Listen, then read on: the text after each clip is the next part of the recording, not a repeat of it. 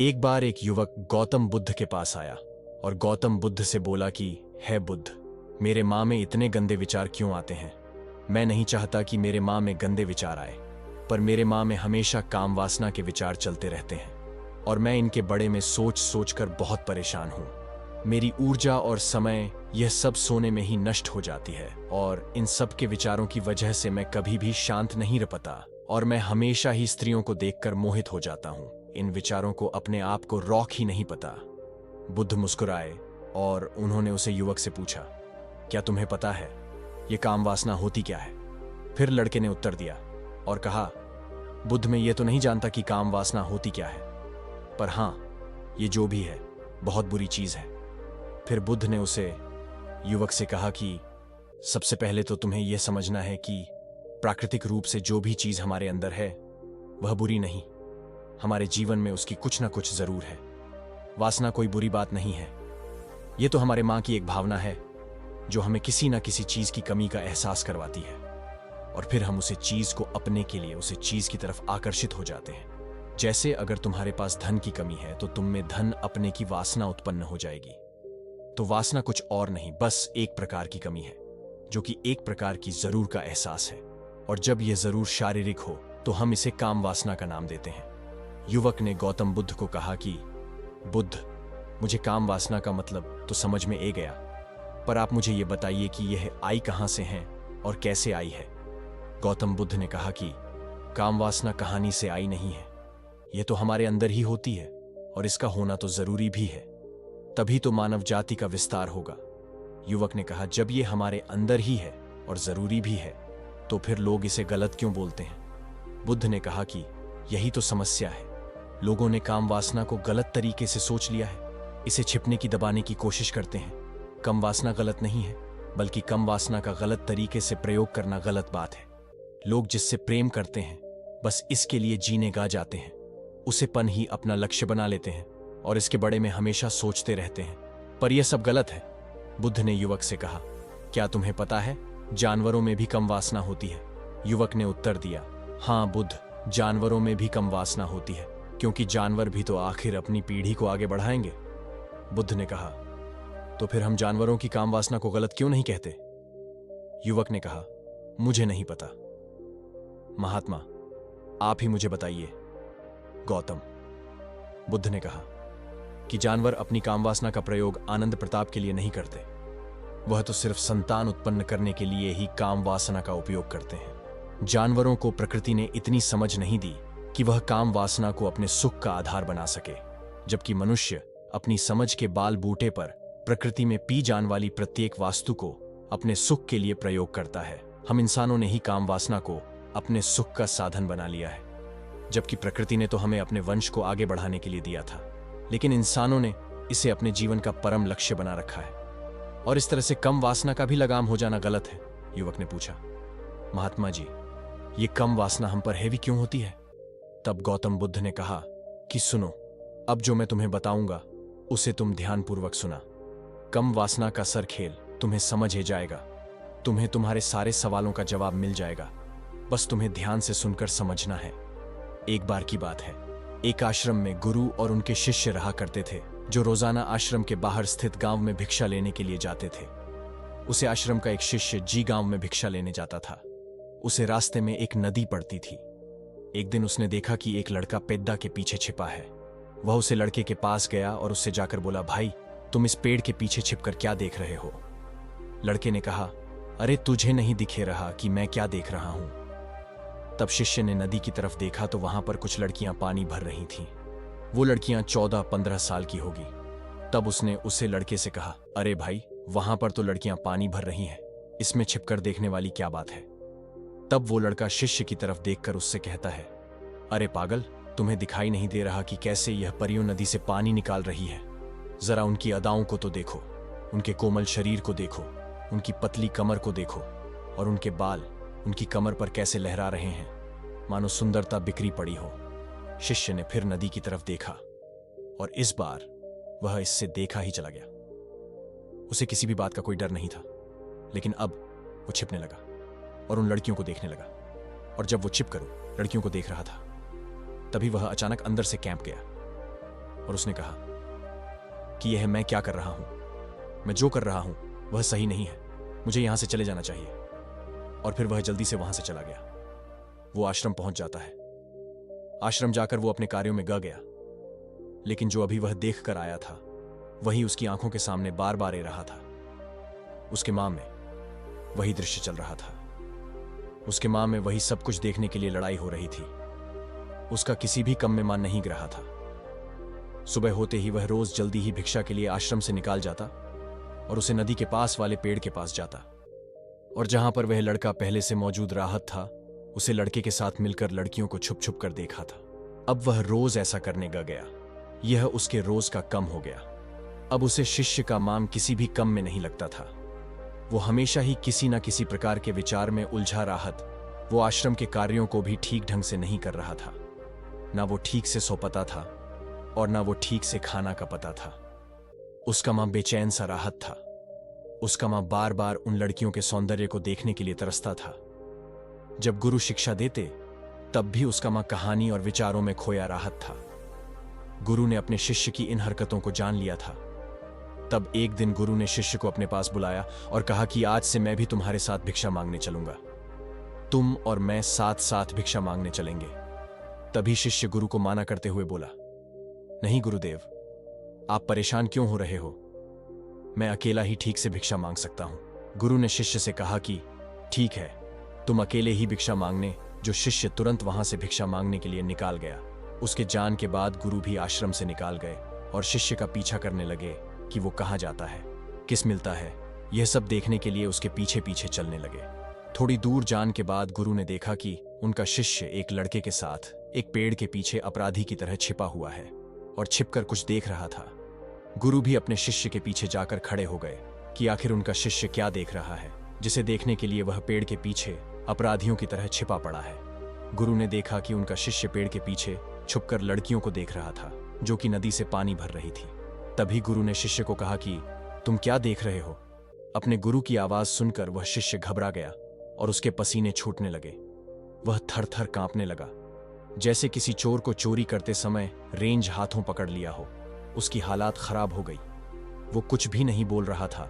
उसके मुंह से कुछ टूटे फूट शब्द भी बाहर निकाल रहे थे। वह अपने गुरु से नजर भी नहीं मिला कर रहा था।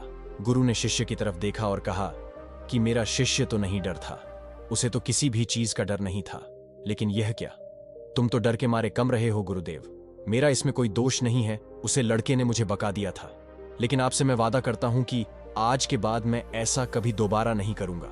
मुझे माफ कर दो गुरुदेव। गुरु ने शिष्य से कहा कि कोई बात नहीं, पर इस बात का तुम ध्यान रखना कि हम जैसी संगति करते हैं वैसा ही फल हमें प्राप्त होता है। उसके विचार हमारे अंदर प्रवेश करते हैं, इसीलिए अच्छी संगति करो जिससे तुम्हारे अंदर अच्छे विचारों का प्रवेश हो। फिर गुरु और शिष्य आश्रम लौट आए और फिर से आश्रम के कार्यों पर ध्यान देने लगे। उसने उसे रास्ते को छोड़ दिया और दूसरे रास्ते से जान लगा। वो अपने कम को ध्यान से करता, लेकिन धीरे धीरे उसके अंदर क्रोध उत्पन्न हो गया और फिर वो दूसरों पर क्रोध करने लगा और बेचैन रहने गया। अब वो सही समय पर भजन भी नहीं करता था, वह भजन भी बहुत कम खाता था। एक रात गुरु शिष्य के पास आए और उसे बोले कि अब तक तुमने कितनी बार अपना वादा तोड़ दिया। यह सुनकर शिष्य अपने गुरु के चरणों में गिर गया और रण लगा। रोते रोते ही उसने गुरु से कहा कि गुरुदेव, मैं कई बार अपना वादा तोड़ चुका हूं, फिर वादा कर लेट हूं, लेकिन हर बार मैं वादा तोड़ देता हूं। मेरा मान मेरे नियंत्रण में है ही नहीं। मैं बहुत कोशिश करता हूं कि मैं अपने मां से सारे बुरे विचारों को निकाल डालूं, लेकिन मैं छहकर भी ऐसा नहीं कर रहा हूं। फिर गुरु ने शिष्य को कहा कि चलो मेरे साथ। गुरु शिष्य को आश्रम के बगीचे में लेकर गए और शिष्य से कहा कि देखो, यहां पर कुछ नालियां बनी हुई हैं जिससे नदी का पानी इन पौधों तक ए रहा है और यह पानी एक निरंतर भाव से बह रहा है। क्या तुम इस पानी के बहन को रोक सकते हो? शिष्य ने कहा कि हाँ गुरुदेव, मैं इस बहन को रोक सकता हूं। फिर शिष्य ने मिट्टी उठाकर उसे नाली में डाल दी। वो पानी थोड़ी देर के लिए रुक गया और फिर थोड़ी देर बाद उसे मिट्टी के ऊपर से पानी बह गया। गुरु ने शिष्य से कहा, अरे ये क्या, ये तो पानी रुक ही नहीं। फिर शिष्य ने कुछ कंकर पत्थर उठाकर उसे नाली में डाल दिए और फिर थोड़ी देर के लिए पानी रुक गया, लेकिन फिर थोड़ी देर बाद ही उन कंकर पत्थर के ऊपर से पानी निकाल आया। फिर गुरु ने कहा कि यह क्या हुआ, पानी तो फिर से बह गया। तुम तो बोल रहे थे कि तुम इसे रॉक डॉग क्या हम किसी कम को रोकना चाहे तो क्या हम उसे रोक नहीं सकते? तब शिष्य ने कहा, कोई बात नहीं गुरुदेव, मैं इस पानी को तो आपको रोक के दिखाऊंगा। वो फिर से एक बड़ा सा पत्थर लेकर आया और उसे नाली पर डाल दिया और पानी रुक गया। तब गुरु से कहा कि देखा गुरुदेव, मैंने कहा था ना कि पानी को मैं रोक दूंगा। मैंने पानी को रोक दिखाया, आपकी बात मैंने पूरी कर दी। गुरु मुस्कुराए और बोले, अच्छा जरा ध्यान से देखो, पानी रुक गया। वह तो पीछे की नाली तोड़कर बाहर आ गया और अगल बगल से बह रहा है। और ध्यान से देखो, इस पत्थर को आगे भी आ गया और यह पानी अपना रास्ता बादल कर फिर से आगे की तरफ बह जाएगा। और फिर थोड़ी देर बाद ऐसा ही हुआ। फिर गुरु ने शिष्य को समझाया कि तुम्हारे साथ भी तो ऐसा ही चल रहा है। तुम बार बार प्रयास कर रहे हो, बड़े से बड़ा प्रयास कर रहे हो, पर हर बार तुम्हारा प्रयास टूट रहा है और यह हमेशा टूटा ही रहेगा। तुम कितना भी बड़ा पत्थर रख लो, लेकिन पानी तो अपना रास्ता बना ही लगा। यह सब देखकर गुरु से कहा कि है गुरुदेव, क्या कोई तरीका नहीं है जिससे मैं गंदे विचारों से बाहर निकाल सकूं और ये मेरे मां में आए ही नहीं? गुरु शिष्य को एक नदी के पास ले गए जहां से उसे बगीचे में पानी आ रहा था। गुरु ने शिष्य से कहा, वो पानी इसी नदी से जा रहा है। अगर हम यहीं से उसे रास्ते को बैंड कर दें जहां से पानी बगीचे में जा रहा है, अब क्या हम पानी को रोक नहीं सकते? शिष्य ने कहा कि हाँ गुरुदेव, अवश्य ऐसा हो सकता है। मैं इस पानी को यहीं से बैंड कर देता हूँ, तब आगे की नाली में पानी जाएगा ही नहीं और फिर बगीचे में पानी जाएगा ही नहीं। फिर से नदी से जान वाले रास्ते को बहुत मेहनत करके पत्थर और मिट्टी डाल डालकर बैंड कर दिया और गुरु से कहा कि गुरुदेव, मैंने पानी को बैंड कर दिया है, अब ये पानी बगीचे में जाएगा ही नहीं। तब गुरु ने कहा कि अगर पानी बगीचे में नहीं जाएगा तो पेड़ पौधों को पानी कहां से मिलेगा? उन पेड़ पौधों को तो पानी की आवश्यकता है और उन पेड़ पौधों में कुछ पेड़ पौधे तो ऐसे हैं जिनको रोज पानी की आवश्यकता है, वह तो मुरझाकर मां ही जाएंगे। उनका क्या होगा? पानी तो हमें खोलना ही होगा। शिष्य ने गुरु की बात सुनकर वापस नदी से जान वाले पानी का रास्ता खोल दिया। तब गुरु ने शिष्य से पूछा कि अगर हम इस नदी के पूरे पानी को बगीचे की तरफ मोड़ दें तो क्या होगा? तब शिष्य ने जवाब दिया कि गुरुदेव, वहां पर जितने भी पेड़ पौधे हैं वो गाल कर नष्ट हो जाएंगे, वहां पर कुछ नहीं बचेगा। फिर गुरु मुस्कुराए और बोले, तुम इस बात को समझो कि हमें किसी भी चीज को रोकना नहीं है, बस हमें हमेशा संतुलन बनाए रखना है। कम पानी से भी पौधे नष्ट होते हैं और ज्यादा पानी से भी पौधे नष्ट होते हैं। हमारा जीवन संतुलन से ही चला है।